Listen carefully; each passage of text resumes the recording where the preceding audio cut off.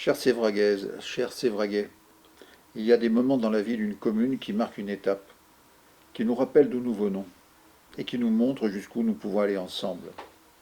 Récemment, notre commune a reçu le label Grand Site d'Occitanie.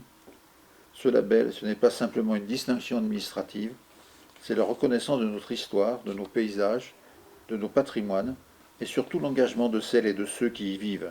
C'est vous, c'est nous. Cette terre que nous aimons, nous l'avons mise en valeur, nous avons su protéger son authenticité tout en la faisant vivre. Être reconnu grand site, c'est une immense fierté, mais c'est aussi une responsabilité, celle de transmettre intacte cette richesse aux enfants. Et nos enfants, justement.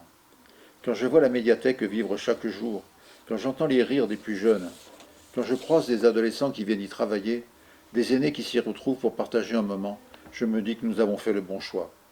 Ce lieu n'est pas qu'un bâtiment, c'est un espace de rencontre, de culture et de curiosité. C'est un cœur qui bat au centre de nos cités.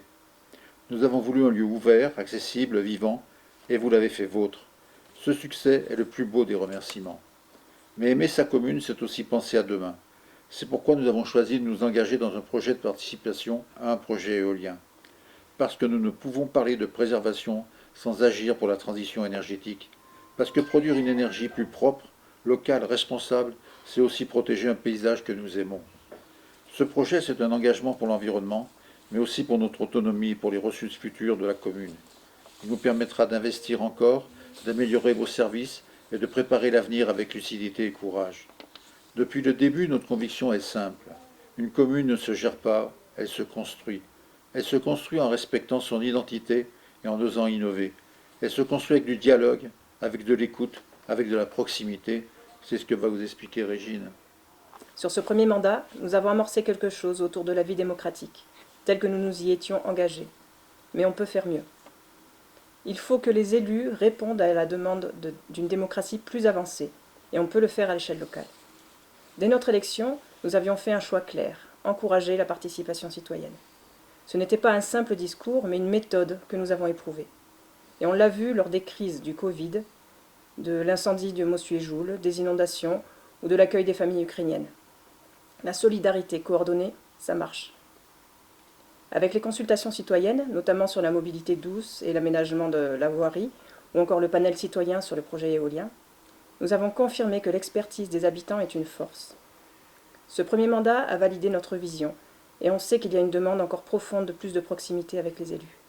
Nous en sommes conscients, et nous comptons donc aller plus loin dans cette démarche, avec notre équipe en partie renouvelée. Nous souhaitons développer les comités de quartier et de village, tels que le SIC de la cité médiévale, pour faciliter les rencontres des habitants avec les élus référents et les maires délégués, pour répondre au plus près de leurs besoins réels. Nous franchissons une étape démocratique majeure, le droit d'interpellation des élus. Désormais, une pétition citoyenne locale pourra imposer un sujet à l'ordre du jour du conseil municipal.